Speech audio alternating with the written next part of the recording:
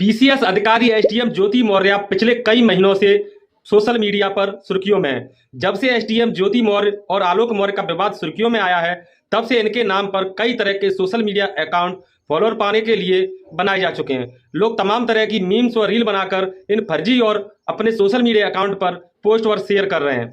Social media से लेकर main stream media तक चारों तरफ ज्योति मौर्य व उनके पति आलोक मौर्य की ही चर्चा है। ज्योति मौर्य के मीडिया में सुर्खियों में रहने की वजह एसडीएम बनने के बाद उनके पति से बेवफाई बताई जा रही है। हालांकि किसी मर्द या औरत द्वारा बेवफाई का यह पहला मामला नहीं है। इससे पहले भी बड़े बड़े सेलिब्रिटी नेताओं के जीवन में इस प्रकार की सिचुएशन आई हैं, लेकिन इतनी बड़ी सेलिब्रिटी और नेता होने के बावजूद भी उन्हें इतनी सुर्खियां नहीं मिली। इसका क्या कारण हो सकता है, जबकि ज्योति को मिल रही हैं?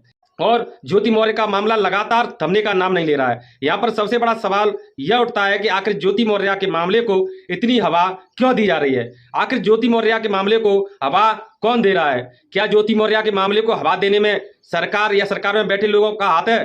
क्या मीडिया में ज्योति मौर्य के मामले को उछालना पुरुषवादी, सामंतवादी और जात, धर्म और लिंग के आधार पर मानव में ऊंच नीच का भेद रखने वाले समाज का कोई सोचा समझा षड्यंत्र है? आज के इस वीडियो में मैं इसी महत्वपूर्ण विषय पर चर्चा करूंगा कि आखिर सदियों से दबे कुचले और वंचित समाज ने देश में संविधान लागू होने के बाद पिछले कुछ वर्षों में पढ़ लिखकर काफी अविश्वसनीय तरक्की की है। सदियों से इस दबे कुचले समाज की आर्थिक, राजनीतिक और सामाजिक तरक्की में कहीं ना कहीं माता सावित्रीबाई फुले से लेकर माता रमाबाई, इंदिरा गांधी से लेकर जयललिता, दीदी ममता बनर्जी, सुषमा स्वराज और बहन कुमारी मायावती जी का योगदान है।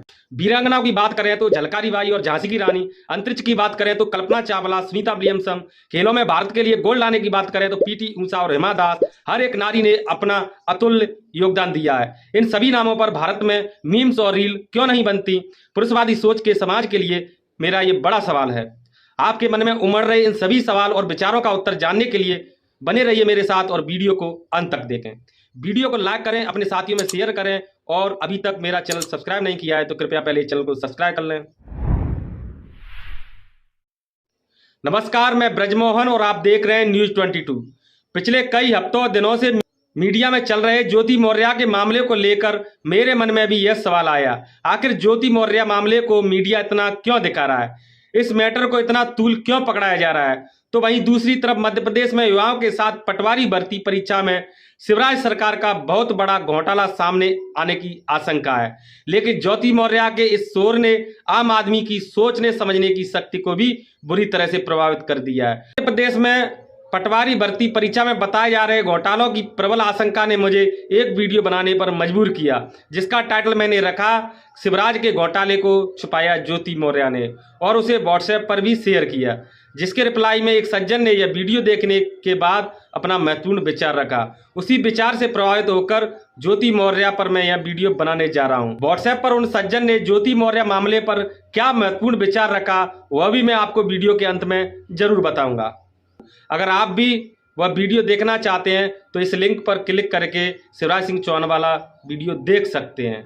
एसडीएम ज्योति मौर्य और सफाई कर्मचारी उनके पति आलोक मौर्य के साथ जो कुछ चल रहा है वह कोई नई और अनोखी बात नहीं है। ऐसा हमारे देश में पहली बार नहीं हुआ है, लेकिन इस मामले की आड़ में किस तरह से जाने अनजाने में देश की जनता और देश को सदियों तक पीछे धकेला जा रहा है। आज मैं ज्योति मौर्य मामले पर एक बहुत बड़ा खुलासा करने चाह रहा हूं। इस खुलासा को करने से पहले मैं आपको बता दूं, इस मामले को समझने में आपको ज़्यादा आसानी होगी, इसलिए ज्योति मौर्य और आलोक मौर्य के बारे में थोड़ा सा संक्षिप्त में जान लीजिए कि ज्योति मौर्य और उनके पति आलोक मौर्य के जीवन में अब तक क्या क्या हुआ।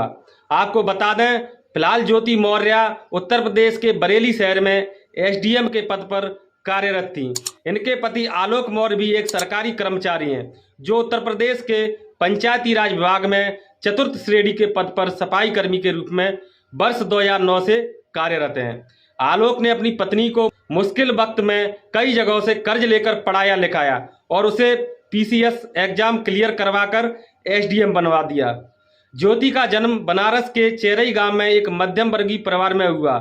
ज्योति अपने जीवन में कुछ बड़ा बनना चाहती थी। इसी बीच इनके परिवार वाले इनकी शादी की उम्र होने के कारण अच्छे लड़के की तलाश करने लगे। कहानी शुरू होती है वर्ष 2009 से। उत्तर प्रदेश के प्रयागराज के एक छोटे से गांव झलवा में जन्मे आलोक मौर्य को वर्ष 2009 में उत्तर प्रदेश पंचायती राज विभाग में चतुर्श्रेणी के रूप में सफाई कर्मचारी की नौकरी मिल जाती है। इधर इनके घरवाले भी अपने बेटे की शादी करने के लिए एक लड़की की तलाश कर रहे होते हैं। इनकी तलाश ज्योति मौर्य पर खत्म होती है।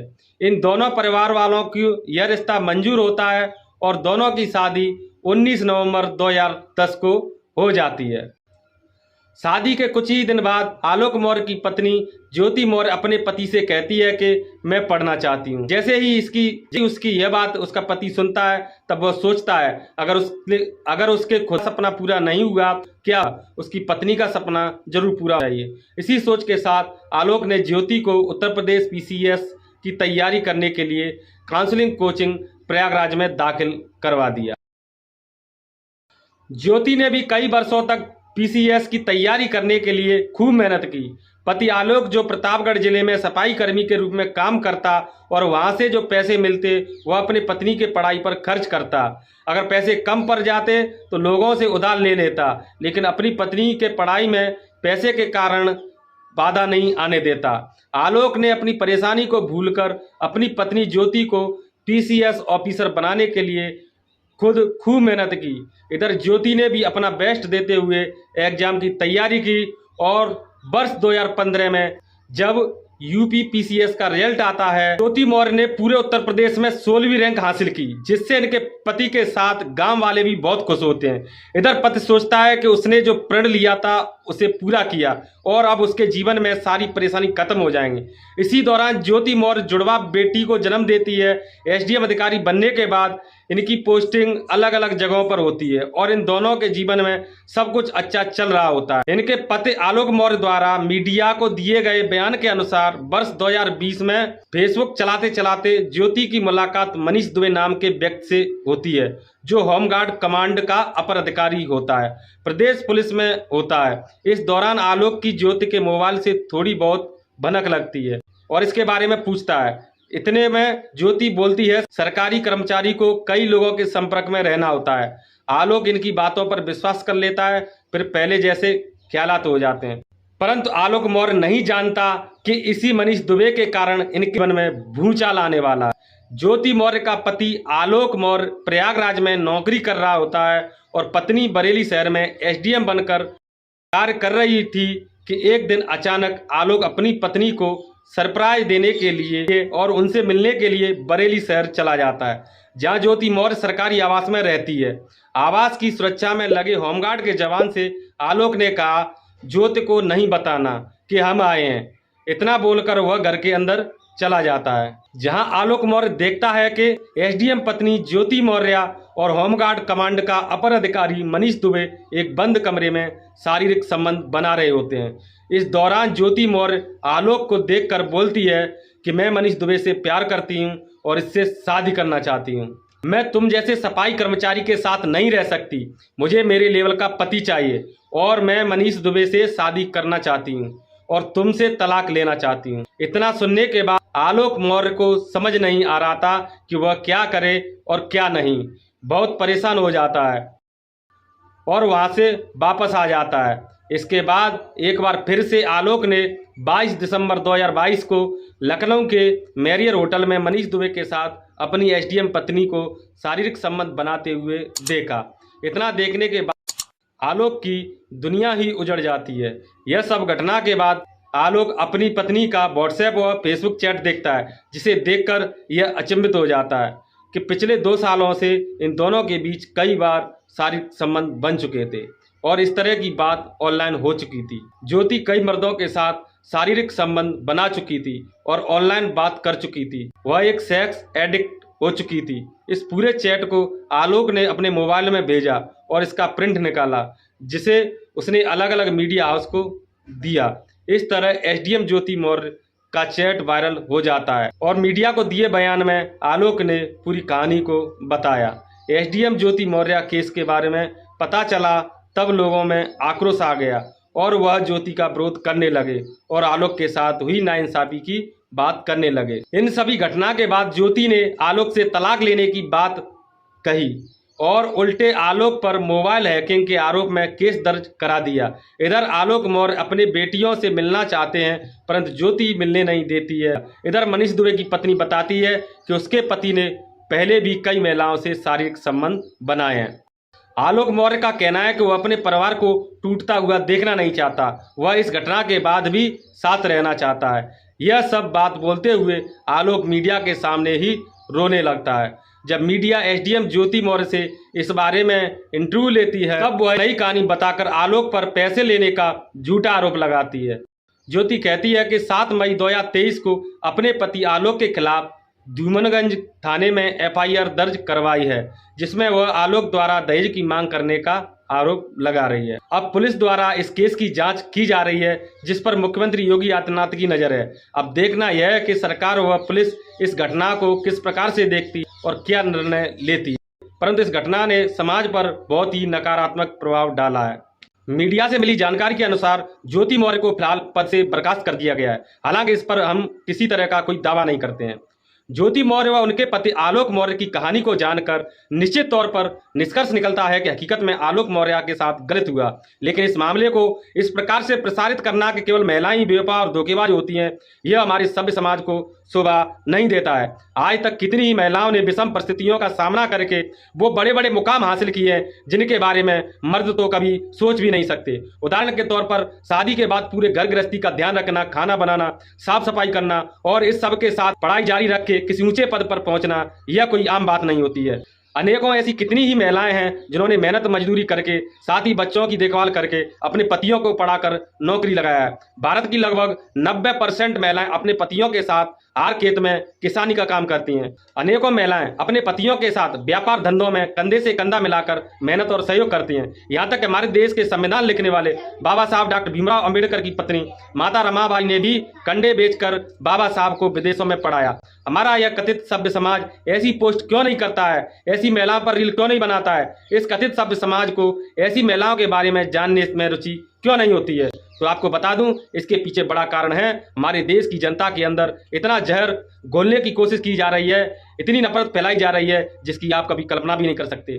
वैसे भी हमारा समाज जात, धर्म, ऊंच नीच और लिंग भेद का सामना करता आया है। इस देश में हम चैन की सांस लेकर 2 वक्त की रोटी आराम से खा रहे हैं। इसमें हमारे कई महापुरुषों का संघर्ष और बलिदान छुपा हुआ है। लेकिन सच्चाई यह है कि इस देश में कुछ ऐसी ताकतें हैं जो जातिगत ऊंच नीच, लिंग के भेद को बढ़ावा देने की कोशिश कर रही हैं।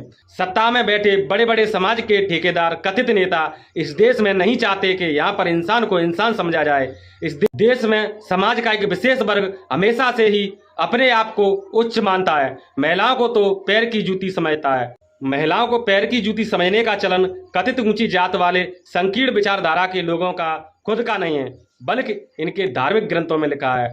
और समाज का वह विशेष वर्ग ही ऊंचे ऊंचे पदों, संसद और मीडिया में बैठा है। मीडिया में बैठे इस प्रकार की संकीर्ण सोच रखने वाले लोग ही ज्योति मौर्य जैसे मामलों को हवा देने का काम करते हैं, क्योंकि वह इस बात को अच्छी तरह से जानते हैं कि आज़ादी के बाद से जब से देश में संविधान लागू हुआ है, तो इस देश की बहुत बड़ी आबादी जो कि सदियों से कथित ऊंची जात वालों का शोषण, अत्याचार सह रही थी, उनकी गुलामी कर रही थी, आज पढ़ लिख कर ऊंचे ऊंचे पदों पर पहुंच गए हैं।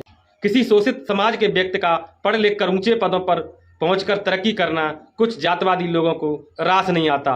इसलिए वो अपनी सामर्थ्य के अनुसार, अपने पेशे के अनुसार समाज में इस प्रकार का जहर घोलने की कोशिश करते हैं। समाज में डर का माहौल बनाते हैं, क्योंकि जब तक समाज में डर नहीं होगा तब तक इन कथित ऊंची जात वाले संकीर्ण विचारधारा के लोगों की धर्म की दुकान सुनी पड़ी रहती है। इस प्रकार की सोच रखने वाले लोग नहीं चाहते कि लोग पढ़ लिख कर तरक्की करें। मीडिया में बैठे इस प्रकार के जातवादी लोगों द्वारा ज्योति मौर्य वाले मामले को तूल इसलिए दे रहे हैं ताकि इस प्रकार की घटना सामने आने के बाद लोगों में डर का माहौल बन जाए और कोई अपनी बीवी, बहू, बेटी और बहनों को उच्च शिक्षा दिलाकर ऊंचे पदों पर न पहुंचा दें। क्योंकि पिछले 2-3 दशकों में दलित, आदिवासी, अल्पसंख्यक, पिछड़ा वर्ग की महिलाओं ने पढ़ लिख कर समाज में जो योगदान दिया है, उससे जातवादी संकीर्ण विचारधारा के लोगों के पेट में दर्द होने लगता है।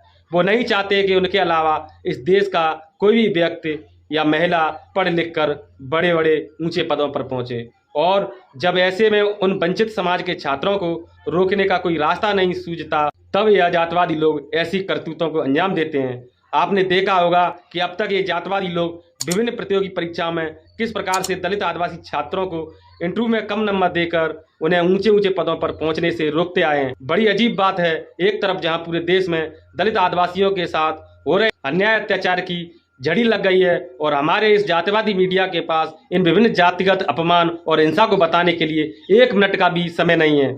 तो वहीं दूसरी तरफ ज्योति मौर्य जैसे मामलों पर डिबेट कराने बैठ जाते हैं। इस बात को देश के दलित, बहुजन, आदिवासी, अल्पसंख्यकों को समझना होगा, क्योंकि यह सरासर मीडिया और सरकार में बैठे जातिवादी लोगों की सोची समझी साजिश है। ज्योति मौर्य मामले पर एक सज्जन ने क्या खूब लिखा है उसे भी बता देता हूँ। यह जो आजकल पीसीएस पत्नी को बार बार प्रचारित किया जा रहा है, यह सब प्रोपोगेंडा है। हाँ, माना कि ऐसा कोई मामला हो गया है, लेकिन इसका मतलब यह नहीं कि अब सब लड़कियां या बहुओं के ऊपर शंका की जाए। यह सब और कुछ नहीं, बस एक मानसिक संकीर्ण विचारधारा सेट की जा रही है, ताकि जो पिछड़े, शोषित, दलित, वंचित और गरीब जमात के लोग शिक्षा के क्षेत्र में अपना झंडा गाड़ रहे हैं, वह पारिवारिक तौर पर कमज़ोर हो जाएं और विरोधियों को एक अच्छा मौका फिर से मिलने लगे। तभी इस मुद्दे को व्यापक स्तर पर उठाया जा रहा है। नेशनल मीडिया द्वारा बार बार स्कोर दिखाया जा रहा है, ताकि पिछड़ों के दिमाग में एक मानसिक संकीर्ण विचारधारा पैदा हो जाए, जिससे वह अपनी बहू बेटियों को बाहर जाकर शिक्षा के क्षेत्र में तैयारी न करा सकें। खास तौर पर बड़ी नौकरियां तब मिलती हैं जब उनकी उम्र 25-30 प्लस हो जाती है। इस उम्र में अक्सर बेटियों का विवाह हो जाता है और वहीं दूसरों के घर की बहू बन जाती हैं। इसलिए इस मुद्दे को व्यापक तौर पर उठाया जा रहा है, ताकि लोग अपनी पत्नी या बहू के ऊपर हमेशा शंका की दृष्टि बनाए रखें और उन्हें बाहर बड़ी नौकरियों की तैयारी के लिए ना भेजें। अतः आप लोगों से विनम्र निवेदन है कि अपने बच्चों पर विश्वास रखें, चाहे बेटा हो या बेटी या फिर पत्नी हो या बहू। अगर काबिलियत है तो उन्हें शिक्षा के क्षेत्र में अवसर अवश्य प्रदान करें। कुछ महिलाओं के चक्कर में प्रतिभाशाली महिलाओं की शिक्षा न रोकें, उन्हें पढ़ने का अवसर दें। हर लड़की ज्योति नहीं होती, सावित्रीबाई फुले भी हो सकती है। इस पूरे मामले पर आपके क्या विचार हैं, आपकी क्या राय है, हमें कमेंट करके अपना सुझाव ज़रूर बताएं और वीडियो को अपने साथियों के साथ ज़्यादा से ज़्यादा शेयर करें, लाइक करें। चैनल अभी तक सब्सक्राइब नहीं किया है तो चैनल को सब्सक्राइब करें। मुझसे अगर सोशल मीडिया पर जुड़ना चाहते हो तो ट्विटर पर मुझे फॉलो कर सकते हैं। मेरी ट्विटर हैंडल है ब्रजमोहन85 और फेसबुक पर ब्रजमोहन मौर्य से सर्च कर सकते हैं। अभी के लिए सिर्फ इतना ही। आप देखते रहिए न्यूज़ 22। जय भीम, जय भारत, जय संविधान, जय लोकतंत्र। नमस्कार।